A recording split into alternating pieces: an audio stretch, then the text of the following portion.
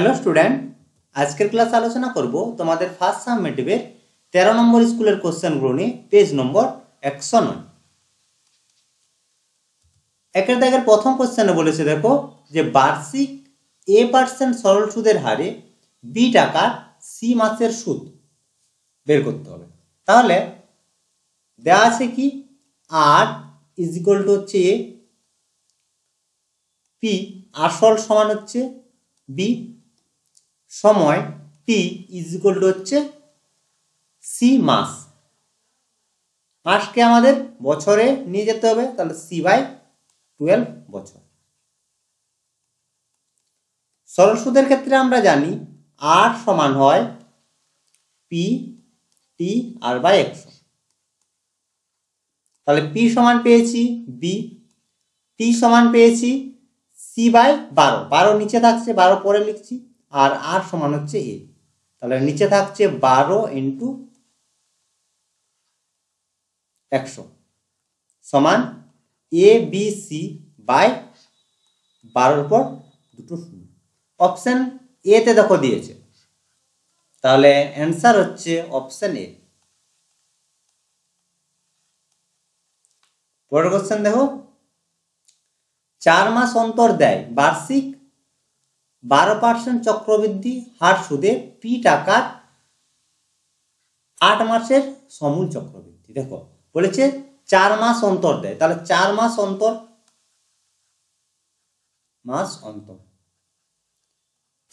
4 মাস অন্তর যদি দেয়, তাহলে এক বছরে সুদ দিবে 12/4 সমান হচ্ছে 3 বার। 3 বার তাহলে সুদ দিবে, সুদ দেয়। ঠিক আছে, এখন আমরা জানি সমূল চক্রবৃদ্ধি সমান p × 1+। যখন 4 মাস বা 3 মাস বা 6 মাস অন্তর দেয়, সেক্ষেত্রে বছরে যতবার সুদ দিবে আর কে আমরা ভাগ করব সেই সংখ্যা দিয়ে বাই, দেখো এখানে দেখো কি বলেছে 4 মাস অন্তর, তাহলে বছরে দিচ্ছে 3 বার, তাহলে r/3 বাই নিচে থাকছে 100 হোল টু দি পাওয়ার সময়ের সঙ্গে যতবার দিবে সেই সংখ্যা আমরা গুণ করব। বোঝা গেল?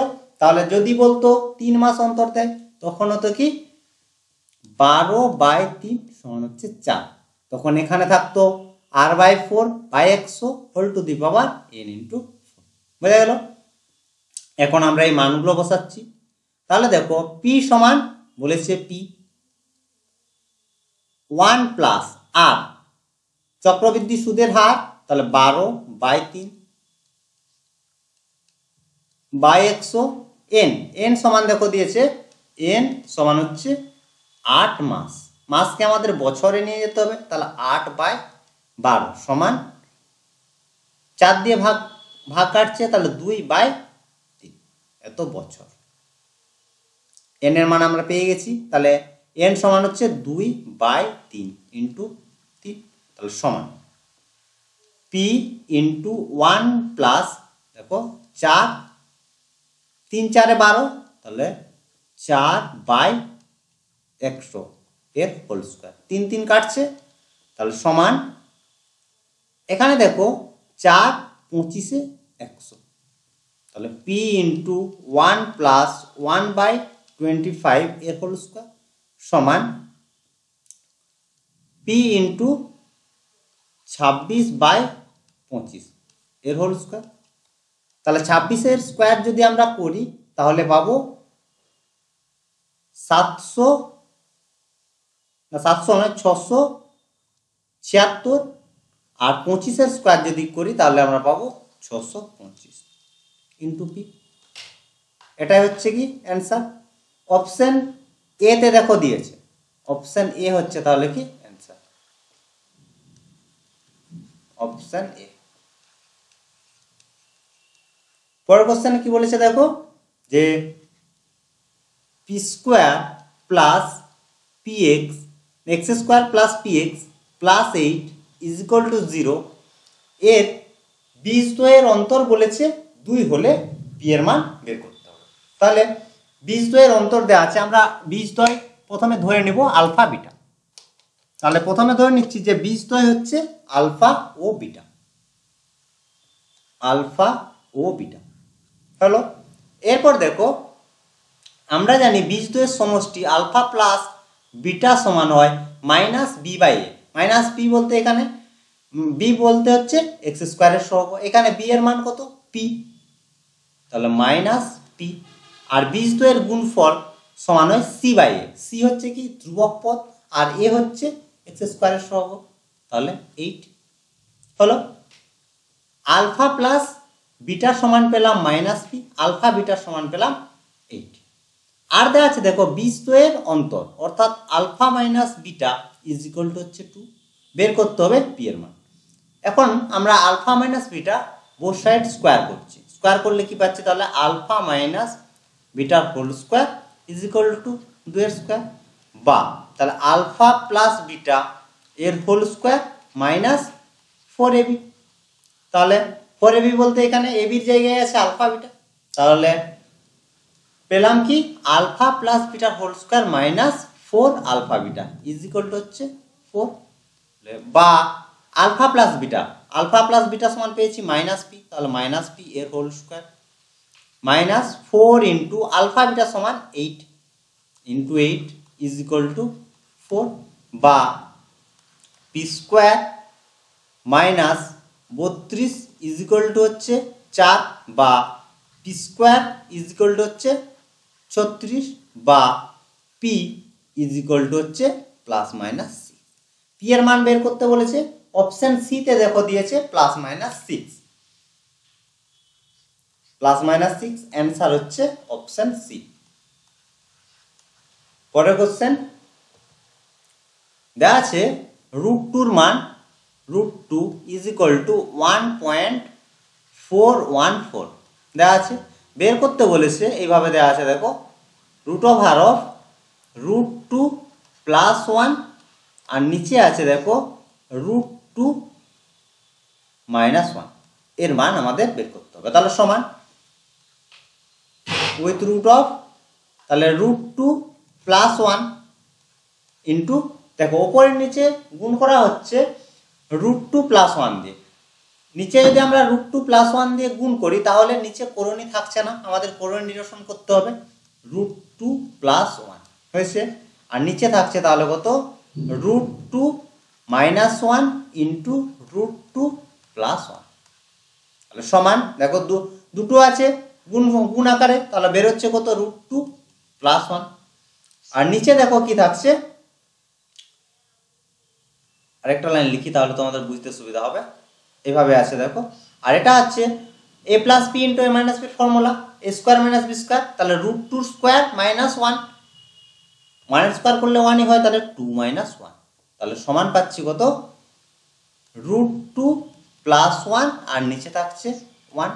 এখানে দেখো √2 মান দেওয়া আছে, তাহলে √2 মান বসাচ্ছি 1.414 প্লাস 1 যোগ করলে তাহলে কত হচ্ছে 2.414।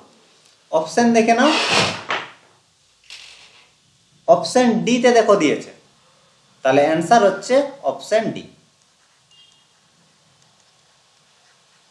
অপশন ডি হচ্ছে অ্যান্সার। পরের কোশ্চেন দেখো দিয়েছে এ ও বি বৃত্তের ব্যাস, না সরি এ ও বি বৃত্তের ব্যাস ঠিক আছে, আর দৈর্ঘ্যগুলো দিয়েছে এসি সমান দিয়েছে 3 সেমি, বিসি সমান 4 সেমি হলে এ ওর দৈর্ঘ্য কত। ছবি আঁকলে তোমরা বুঝতে পারবে। প্রথমে বলেছে এ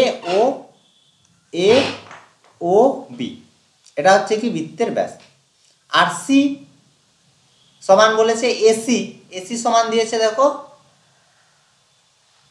এসি সমান দিয়েছে 3 সেমি, আর বিসি সমান দিয়েছে 4 semi, AC is equal to হচ্ছে 3 সেমি, বিসি সমান হচ্ছে 4 সেমি হয়েছে। বের করতে বলেছে এ ওর দৈর্ঘ্য, দেখো এবি হচ্ছে এর এবির মধ্যে যে কোনো একটা বিন্দু যদি পি নিই তাহলে আমরা কি পাবো এ পিবি এই চাপে কোণ এসিবি হচ্ছে অর্ধবৃত্তস্থ কোণ, অর্ধবৃত্তস্থ কোণ, আর অর্ধবৃত্তস্থ কোণ হয় সমকোণ অর্থাৎ 90 ডিগ্রি। তাহলে সি কোণের মান পেয়ে গেলাম 90 ডিগ্রি। তাহলে সি কোণের বিপরীত বাহু হচ্ছে অতিভুজ, সমকোণের বিপরীত বাহু সবসময় অতিভুজ, তাহলে অতিভুজ সমান আমরা পেলাম এবি। এবি সমান হচ্ছে অতিভুজ। সমকোণী ত্রিভুজের ক্ষেত্রে আমরা জানি অতিভুজের স্কোয়ার সমান হয় লম্ব স্কোয়ার প্লাস ভূমি স্কোয়ার, বা লম্ব স্কোয়ার প্লাস ভূমি স্কোয়ার সমান হয় অতিভুজের স্কোয়ার। এখান থেকে আমরা এবির মান পেয়ে যাব, কারণ হচ্ছে কি এসি আর বিসির মান দেওয়া আছে। তাহলে এসি সমান দেওয়া আছে 3, তাহলে 3 স্কোয়ার, প্লাস বিসির মান দেওয়া আছে 4, তাহলে 4 স্কোয়ার, তাহলে 9 প্লাস 4 4 হচ্ছে 16, তাহলে 25 হয়েছে। বা এবি সমান হচ্ছে 5। এবি হচ্ছে দেখো এবি স্কোয়ার 25, তাহলে এবি সমান হতো প্লাস মাইনাস 5 হতো, কিন্তু যেহেতু দৈর্ঘ্য, তাহলে দৈর্ঘ্য কোনো সময় ঋণাত্মক হতে পারে না। তাহলে এবি হচ্ছে বৃত্তের ব্যাস। চেয়েছে কি, চেয়েছে হচ্ছে এও, অর্থাৎ ব্যাসার্ধ চেয়েছে। এ ও সমান হচ্ছে কি ব্যাসার্ধ, ব্যাসার্ধ ব্যাসার্ধ সমান হচ্ছে তাহলে 5/2 সমান হচ্ছে 2.5 সেমি। তাহলে 2.5 সেমি, এটাই হচ্ছে অ্যান্সার। বোঝা গেল? পরের কোশ্চেন দেখো, বলেছে যে এবিসিডি বৃত্তস্থ চতুর্ভুজের এডি বাহু বৃত্তের ব্যাস। এই কোশ্চেনগুলো কিন্তু ভালো করে পড়বে। যদি ছবিগুলো তোমরা আঁকতে পারো তাহলে কিন্তু কোনো সমস্যা হবে না। বোঝা গেল? দেখো এখানে এবি বলেনি, এডি বলেছে, তাহলে এডি বলেছে ব্যাস। তাহলে প্রথমে আমরা ব্যাস আঁকছি এডি। হলো? তাহলে ওপরে নিলাম বি আর সি নিলাম, তাহলে এবিসিডি আমরা বৃত্তস্থ চতুর্ভুজ পাচ্ছি। এবিসিডি বৃত্তস্থ চতুর্ভুজ পেলাম, হয়েছে, যার এডি হচ্ছে ব্যাস। আর বলেছে কোণ ডিএসি সমান হচ্ছে 25 ডিগ্রি। তাহলে ডিএসি এই কোণের মান দেওয়া আছে 25 ডিগ্রি। দেখো এখানে কোণ এসিডি হচ্ছে অর্ধবৃত্তস্থ কোণ, অর্ধবৃত্তস্থ কোণ। আর অর্ধবৃত্তস্থ কোণ সমান হয় 90 ডিগ্রি, তাহলে 90 ডিগ্রি পেয়ে গেলাম। এ কোণের মান পেয়েছি, তাহলে ডি কোণের মান বের করতে কোনো সমস্যা নাই। কোণ এ ডি সি সমান হচ্ছে 180 degree minus 90 degree plus 25 degree. এখান থেকে দেখো 90, এটা যদি আমরা এইভাবে লিখি 90 মাইনাস 180 মাইনাস 90 মাইনাস 25। দেখো 180 থেকে যদি আমরা 90 বাদ দিয়ে দিই তাহলে পাচ্ছি কত, 90 মাইনাস 25, তাহলে বিয়োগ করলে আমরা পাচ্ছি কত, 5, আর এটা হচ্ছে 3 6 65 ডিগ্রি। তাহলে ডি কোণের মান আমরা পেয়ে গেলাম 65 ডিগ্রি। বের করতে বলেছে দেখো বি কোণের মান, বি কোণের মান বের করতে বলেছে। যেহেতু এবিসিডি একটি বৃত্তস্থ চতুর্ভুজ, এবিসিডি একটি বৃত্তস্থ চতুর্ভুজ, আর বৃত্তস্থ চতুর্ভুজের ক্ষেত্রে বিপরীত কোণগুলির সমষ্টি হয় 180 ডিগ্রি। এখানে দেখো বিপরীত কোণ হচ্ছে এ কোণ আর সি কোণ, তাহলে এ কোণ আর সি কোণের সমষ্টি হবে 180 ডিগ্রি, আর বি কোণ প্লাস ডি কোণ ইজ ইকুয়াল টু হবে 180 ডিগ্রি। ডি কোণের মান আমরা পেয়েছি 65 ডিগ্রি, তাহলে বি কোণের মান বের করতে আর কোনো সমস্যা নাই। 180 ডিগ্রি মাইনাস 65 ডিগ্রি বিয়োগ করলে আমরা পাবো কত, দেখো 5, এটা হচ্ছে 7 1 115 ডিগ্রি। ঠিক আছে, 115 ডিগ্রি হচ্ছে অ্যান্সার। অপশন বি তে দেখো দিয়েছে, অপশন বি তে দিয়েছে অ্যান্সার, তাহলে হচ্ছে অপশন বি। পরের কোশ্চেন বলেছে শতকরা বার্ষিক সরল সুদের হার কত হলে কোনো টাকার 10 বছরের সুদ আসলে 2/5 অংশ হবে। ঠিক আছে, দেখো তাহলে প্রথমে আমাদেরকে ধরে নিতে হবে কি আসল। তাহলে ধরি আসল সমান হচ্ছে বি টাকা, হয়েছে। এ হচ্ছে সুদ প্লাস আসল, এ সমান হচ্ছে সুদ প্লাস আসল, সুদ প্লাস আসল, এবং এটা ধরে নি এবং সুদ সমান সমান হচ্ছে 8 টাকা। ঠিক আছে, এখন দেখো সুদ আসল, তাহলে 8 ধরেছি সুদ, আসল ধরেছি পি, এ সমান আর প্লাস পি। শর্ত কি দিয়েছে দেখো, যে সুদ আসলে 2/5, তাহলে সুদ তাহলে 8 সমান হচ্ছে সুদ আসলে এর 2/5 হয়েছে, তাহলে সমান এ সমান 8 প্লাস পি ইন্টু 2/5 সমান 2r/5 প্লাস 2p/5। এখান থেকে আমরা আর এর মান বের করে নেব, কোনো সমস্যা নেই। তাহলে বা দেখো 8 এ পাশে নিয়ে আসছি, তাহলে r minus 2r/5 is equal to হচ্ছে 2p/5, বা বিয়োগ করলে কত পাচ্ছি 3r/5 ইজ ইকুয়াল টু হচ্ছে 2p/5।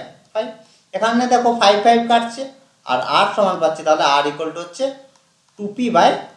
আর এর মান পেয়ে গেলাম, p সমান ধরেছি। এখন দেখো সরল সুদের ক্ষেত্রে আমরা জানি, এটা লিখবে, সরল সুদের ক্ষেত্রে আমরা জানি r ইজ ইকুয়াল টু হচ্ছে পি টি আর বাই হচ্ছে 100। সময় দেওয়া আছে কত, টি ইকুয়াল টু হচ্ছে 10। এখন মান বসাচ্ছি, তাহলে 2p/3 is equal two P into সময় হচ্ছে 10 ইন্টু আর বাই হচ্ছে 100 হয়েছে। দেখো পি কাটছে 2 5 এ 10 আর 5 দিয়ে, বা 3r ইজ ইকুয়াল টু হচ্ছে 20, বা r ইজ ইকুয়াল টু হচ্ছে 20/3 সমান হচ্ছে 6.23%। এটা হচ্ছে কি সুদের হার। অতএব দিয়ে লিখে দেবে। পরের কোশ্চেন না, 5x² plus 2x minus 3 is equal to 0। সমীকরণের বীজদ্বয় আলফা বিটা হলে alpha square by beta plus beta square by আলফার মান বের করতে হবে। তাহলে প্রথমে আমাদেরকে বের করতে হবে যে আলফা প্লাস বিটার মান আর আলফা বিটার মান। তাহলে বীজদ্বয়ের সমষ্টি আলফা বিটা, তাহলে আলফা বিটা সমান হচ্ছে -2/5 আর আলফা বিটা সমান হচ্ছে -3/5 হয়ে গেল। এরপর বের করতে কি বলেছে, alpha square by beta plus beta square by alpha সমান কি alpha cube plus beta cube by হচ্ছে আলফা বিটা। কিউবের ফর্মুলা বের করবো মান নির্ণয়ে, তাহলে আলফা প্লাস বিটা এর whole cube -3 alpha beta into alpha plus beta by হচ্ছে কি আলফা বিটা হলো। এখন না আলফা প্লাস বিটা সমান আমরা কি পেয়েছি, আলফা প্লাস বিটা হচ্ছে -2/5, তাহলে তার কিউব -3 ইন্টু আলফা বিটা সমান পেয়েছি -3/5 আর আলফা প্লাস বিটা সমান পেয়েছি -2/5 আর নিচে থাকছে কত, তাহলে আলফা বিটা, তাহলে -3/5। এখন ক্যালকুলেশনটা আমাদেরকে একটু ভালো করে করতে হবে। দেখো মাইনাস তার কিউব আছে, তাহলে প্রথমে আমরা সাইনটা ঠিক করে নিলাম, হচ্ছে মাইনাস, তারপর 2 এর কিউব হচ্ছে 8 আর 5 এর কিউব মানে হচ্ছে 125 হয়ে গেল। এরপর দেখো এই দুটো যদি আমরা সাইন গুণ করি তাহলে কি পাচ্ছি, প্লাস আর সামনে মাইনাস আছে, তাহলে সাইন রইল -3 ইন্টু, এখন দেখো আর সবগুলো গুণ করলেই ভালো হয়। এখন 9 2 18 একবার করে দিই, 9 3 3 9 2 18 একবার লিখে দিলাম, তাহলে 18 হলো। আর নিচে থাকছে দেখো 5 5 এ 25, নিচে থাকছে 25 আর বাই থাকছে -3/5। এখন দেখো ওপরে যদি আমরা মাইনাস কমন নিয়ে নিই, তাহলে আর নিচে মাইনাস আছে, তাহলে মাইনাস মাইনাস কেটে যাচ্ছে, তাহলে পড়ে থাকছে কত 8/125 প্লাস 18/25 আর নিচে থাকছে 3/5 হয়েছে। এখন দেখো এই পাশে ক্যালকুলেশন করছি, লসাগু হচ্ছে 125, তাহলে 8 প্লাস 5 দিয়ে গুণ করতে হবে, তাহলে 0 আর এটা 18 আর 5 হচ্ছে 90। তাহলে 8 প্লাস 90 বাই 125 আর নিচে থাকছে দেখো 3/5 হয়েছে। তাহলে সমান 98 বাই 125 ইন্টু 5/3। কাটছে কত দিয়ে দেখো, 5 দিয়ে কাটছে, 5 25, তাহলে 98/75, এটাই হচ্ছে অ্যান্সার। ঠিক আছে, পরের কোশ্চেন দেখো, বলেছে ও কেন্দ্রীয় বৃত্তের 10 সেমি ও 24 সেমি দৈর্ঘ্যের দুটি যে এবি ও সিডি কেন্দ্রের বিপরীত পার্শ্বে অবস্থিত। এবি ও সিডি যে এর মধ্যবর্তী দূরত্ব 17 সেমি হলে বৃত্তের ব্যাসার্ধের দৈর্ঘ্য। আগের ক্লাসে আমি আলোচনা করেছি।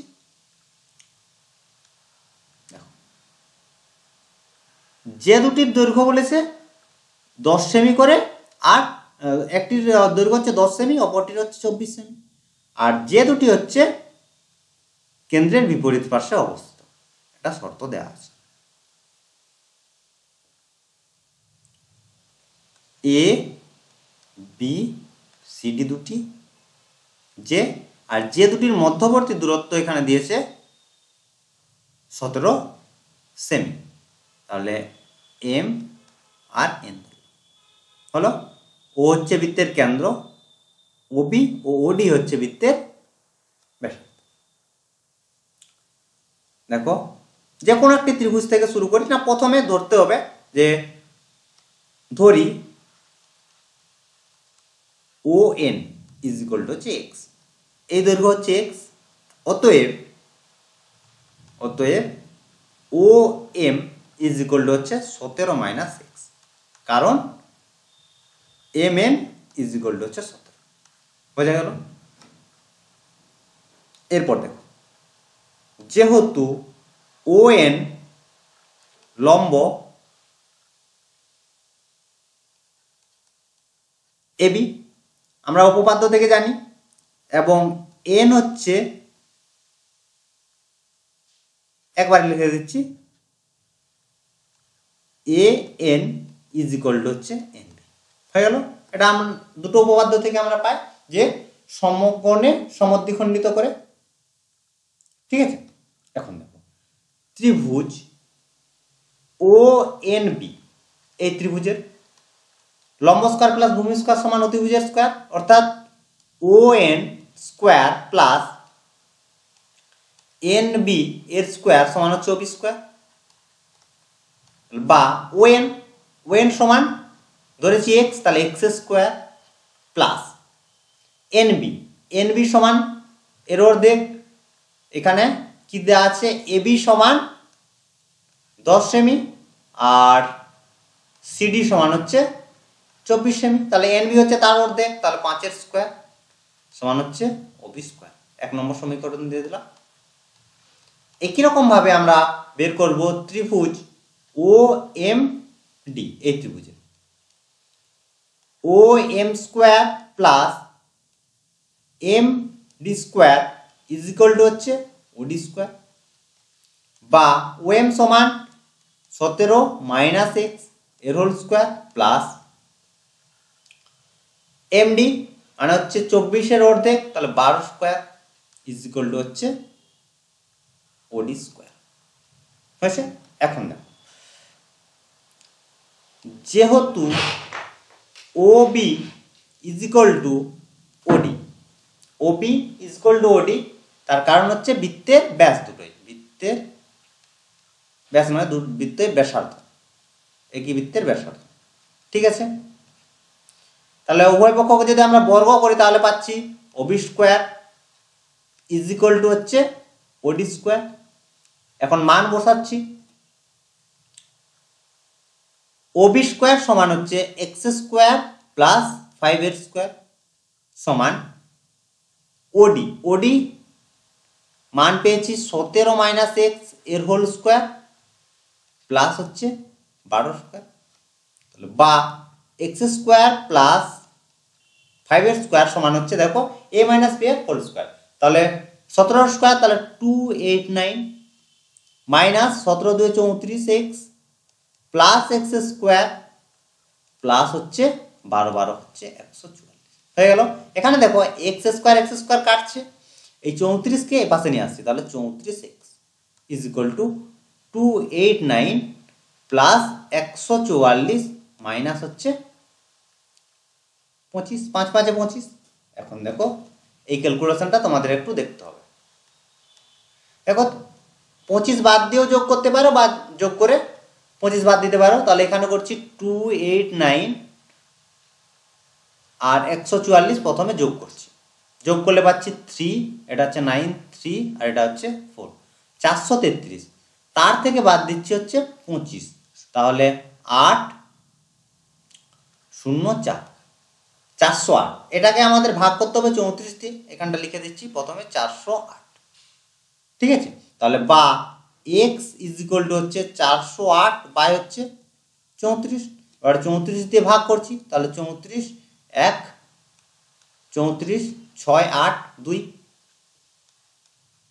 ঠিক আছে, এটা ভাগ করলে পাচ্ছি আমরা x এর মান পেয়ে গেলাম 12। আমাদের বের করতে হবে ব্যাসার্ধের দৈর্ঘ্য। 1 নম্বর বা 2 নম্বর সমীকরণে বসিয়ে তোমরা কিভাবে দেখো, এখানে আমরা x পেয়ে গেছি, 1 নম্বর বা 2 নম্বর সমীকরণে যদি আমরা x এর মান বসাই তাহলে OB পেয়ে যাব বা OD পেয়ে যাব, দুটোই হচ্ছে বৃত্তের ব্যাসার্ধ। তাহলে 1 নম্বর সমীকরণ থেকে আমরা করছি 1 নং থেকে,